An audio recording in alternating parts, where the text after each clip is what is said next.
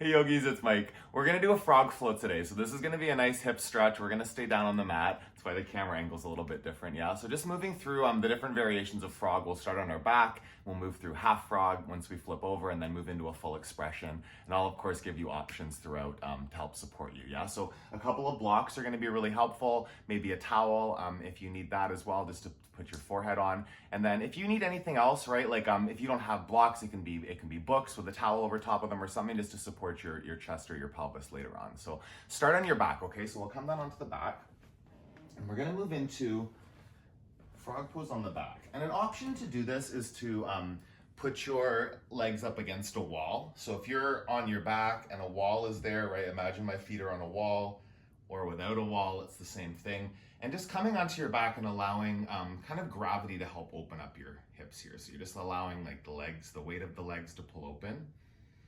And you can do a couple things here with your hands. They can just rest on the ground if that feels nice. I like to bring my hands out to the fronts of my knees. So that's gonna kind of bring a little bit more pressure. My arms aren't on the ground, actually. The weight of my arms are kind of hanging there, pulling down and opening through the inner thighs.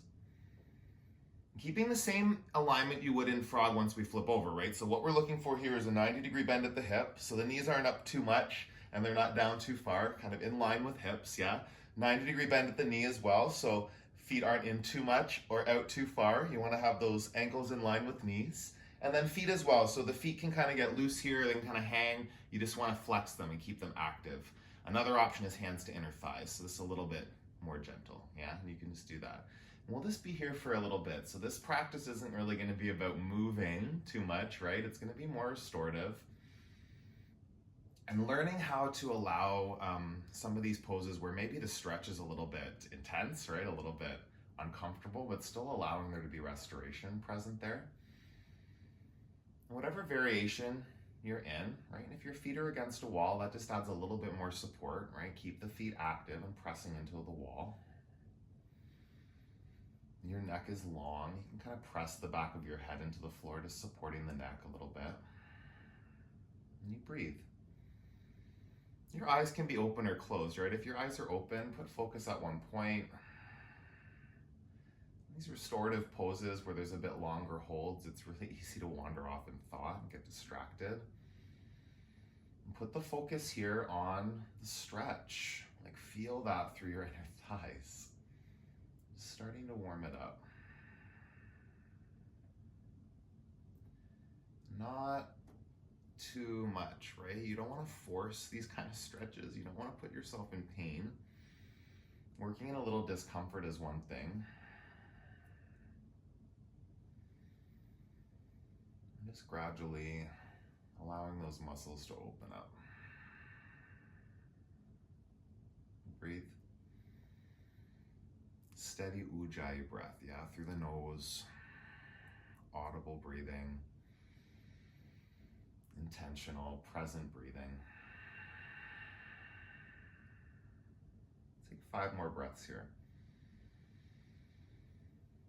Every exhale, sending that breath to those muscles that are stretching. So maybe allowing for some more opening, some more space. Breathe into it. Inhale. Exhale. One more big breath here. Open up. And really gently here, you'll bring your knees into center. Don't rush that. Close them up to center. Some little circles. Yeah, just gentle circles clockwise with the knees. Just feeling that, pressing the low back down. Go the other direction. Some little circles. Let's take a quick counter pose here. So closed hip pose, feet as wide as your mat. Parallel your feet to the edge of your mat. They can even just be on the ground a little bit. And then let the knees rest at center. So just closing the hips back up again for a moment. Breathe into that. Feel those sensations, yeah? You want to experience the stretch, experience like the vitality, the blood flow, the energy in the body. Put your attention on what's happening there, those sensations, the physicality of it. Just here. Breathing. Inhale. exhale. Do that again. Fill. Empty. One more breath here. Open your mouth, let it out. And then hug your knees back in. Just a gentle rock front to back to bring yourself up to a seated position.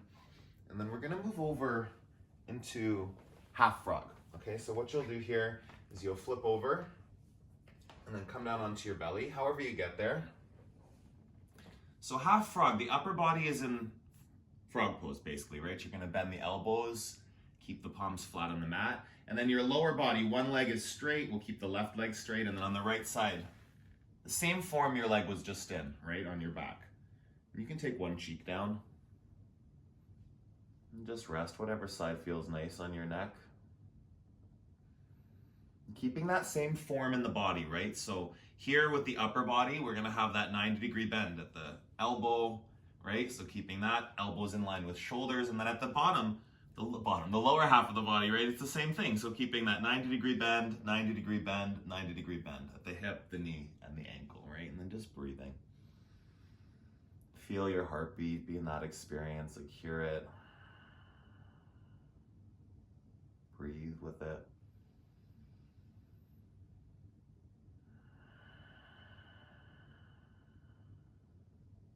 These poses can definitely bring up some energy, right? The hips store a lot of energy in the body. They're really commonplace for tightness, right? This is a pretty common pose for there to be some energy, a story. Like my hips are too tight. I don't like frog pose. Some of you might even think you hate frog pose. I don't know if those people have made it this far with me or not. We'll see. Hopefully you have. If you're here, welcome. Right? Just shifting the story, getting into an experience of the pose where you're actually feeling the stretch, embracing it, not avoiding it.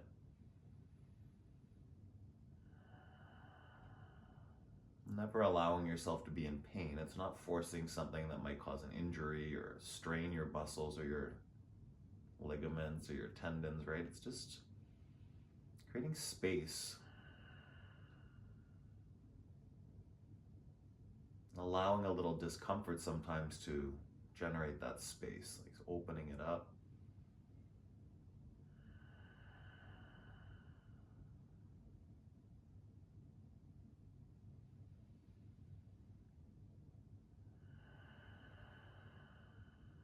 We'll do 5 more breaths here. On the right side, half frog. Feel that right hip, that right leg.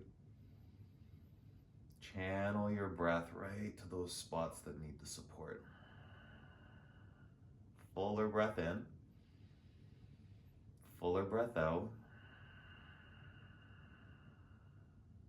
Do that again. Empty. One more breath.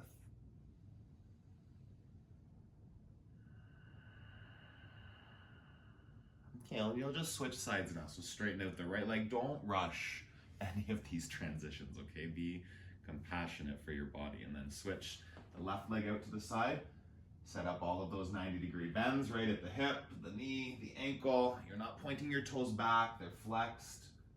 It's the exact same form in one half of your body that you're in frog, right? And the other side, just a little bit less work. So it's a little bit less intensity here, starting to open it up.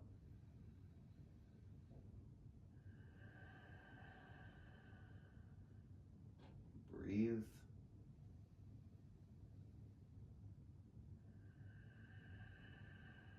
It's a really gentle pose, half frog, right? I mean, some of you might be experiencing a little bit less than gentle, but it's just starting to create that awareness of that area of the body, starting to open through that inner hip, inner thigh. Working to stay present to the stretch, not drifting in thought, not analyzing your experience of the pose, as much as just being in it, like being in the experience, breathing through, feeling, All those feels that might come up. They might be physical, they might be emotional too. If you want to go the hippie side of things, they say that a lot of emotions are stored in the hips.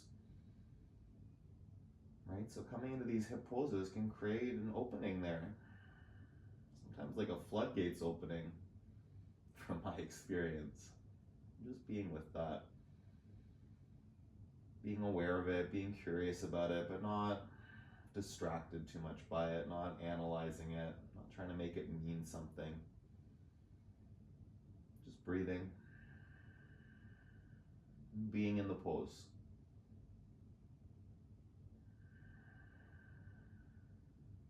And breathe in. Breathe out.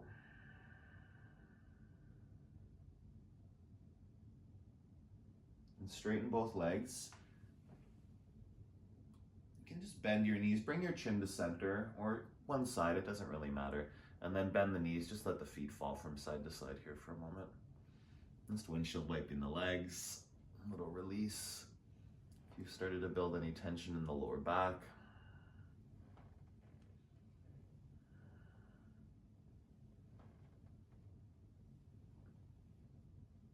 Okay, and then just really gently bring yourself back up, and we'll set up for frog pose. So I'll demo some different options here. Blocks help a lot.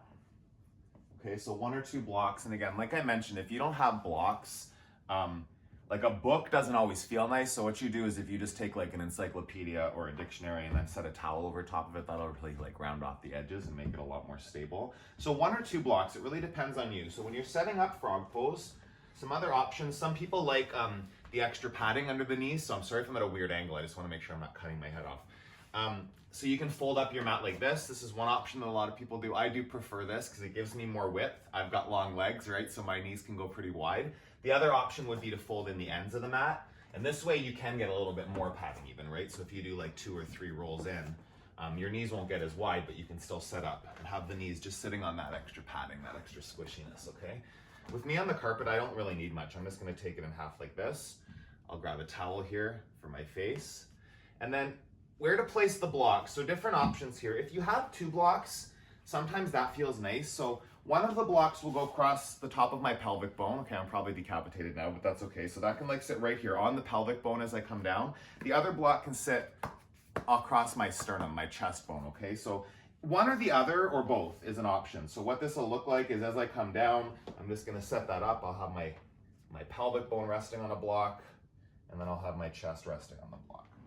And so this is great, okay? This is an option here supported. Another thing that's even like a little bit less is being up on the palms, okay? So if frog is a pose that brings a lot of sensations up for you and it's like one that you avoid, maybe being on your palms, bringing the knees in a bit closer, this can be frog, okay? And yeah, if it's a long hold, this can kind of get a bit exhausting. It can also be maybe, if you do have the props, it can be like forearms on blocks.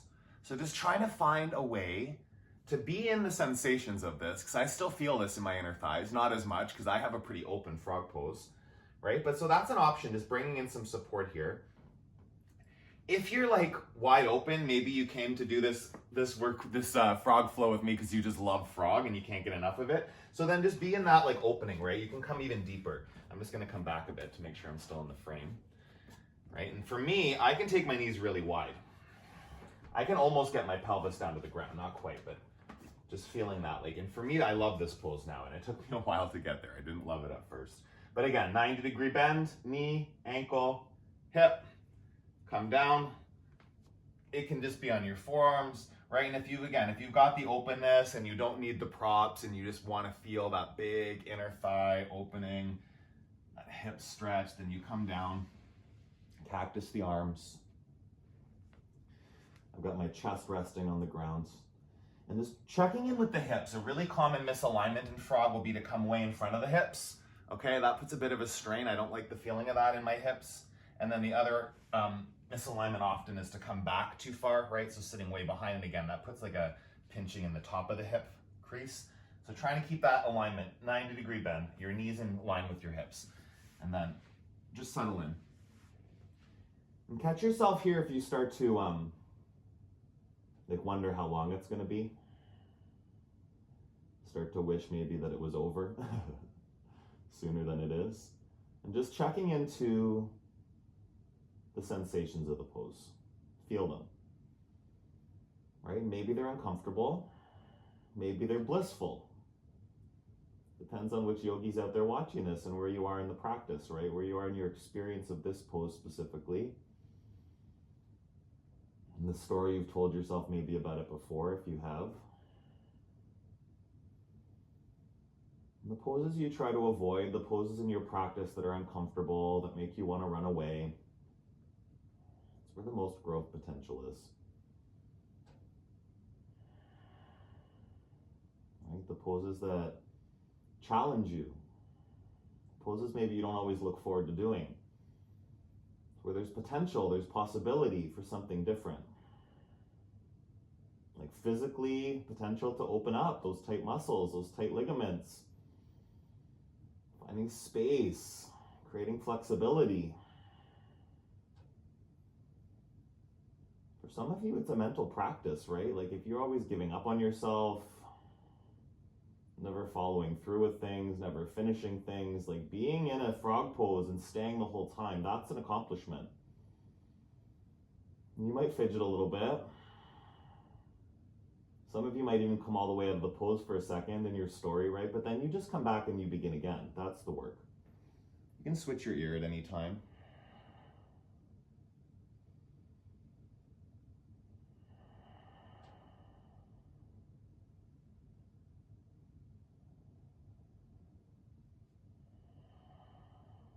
You run away from uncomfortable situations. They're always there waiting when you stop. Right? You run away from frog pose in your yoga class, and then the next time the teacher calls it, that same amount of energy is there.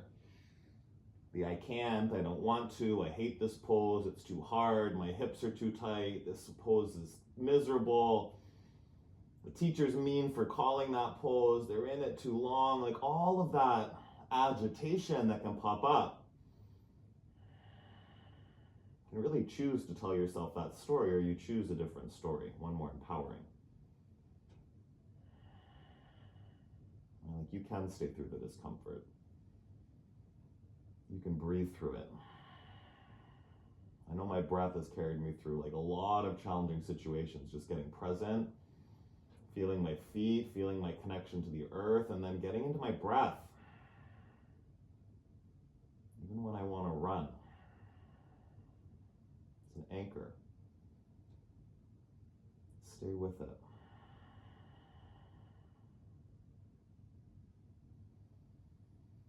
And be in this work here, okay? So if you really think that you can't stay, like some of you might actually be experiencing that, like, okay, that's enough, right? Come onto your back and stay in the pose we began in, frog pose on your back. Or even if it's like needs to be less than that, go back into the one half frog on your belly, right? Like do the side by side, kind of alternate every 5 breaths or so. But this is a frog flow yogi, right? So if you thought it was just going to be 10 breaths in frog, like just check in. If you've made it this far, you can stay. I promise you can, right? Maybe not the most comfortable, but can you make it powerful?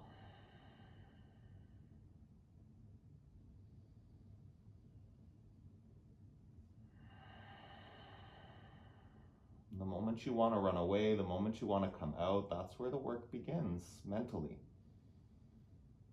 to make you stay. To allow you to stay.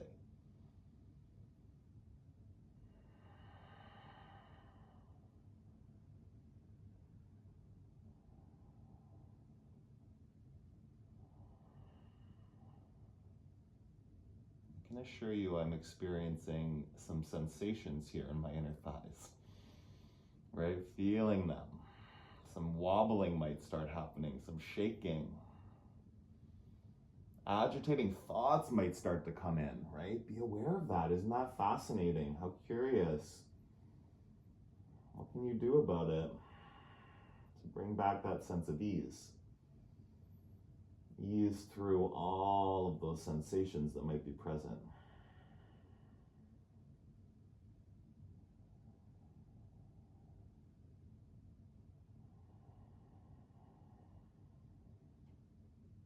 If you catch yourself wondering how long, convincing yourself to come out,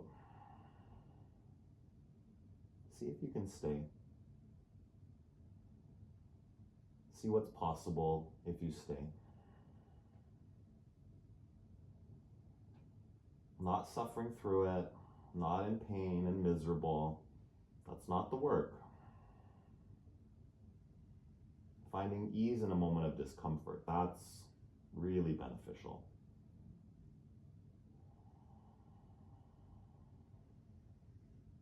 Being able to talk yourself into staying through an uncomfortable situation instead of running away from it. Breakthrough.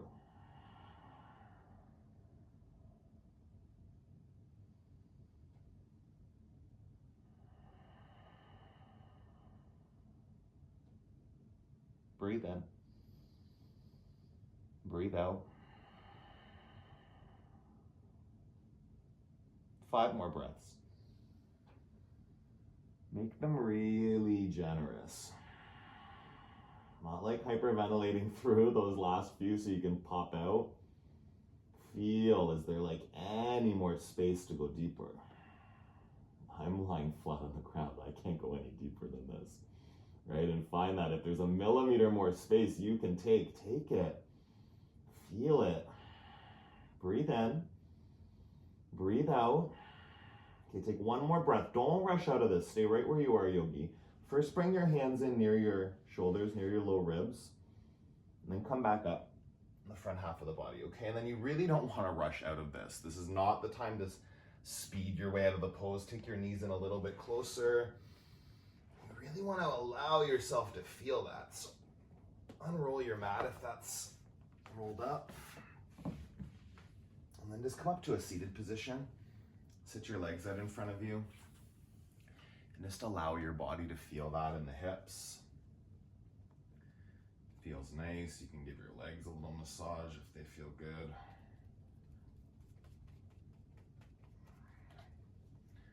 Pull your sit bones back a little bit.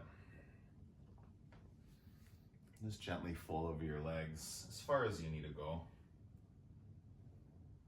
There will be a hamstring flow coming soon. If you feel that in the backs of your legs right now, then that'll be the next one for you. Breathe in. Go a little deeper in your fold.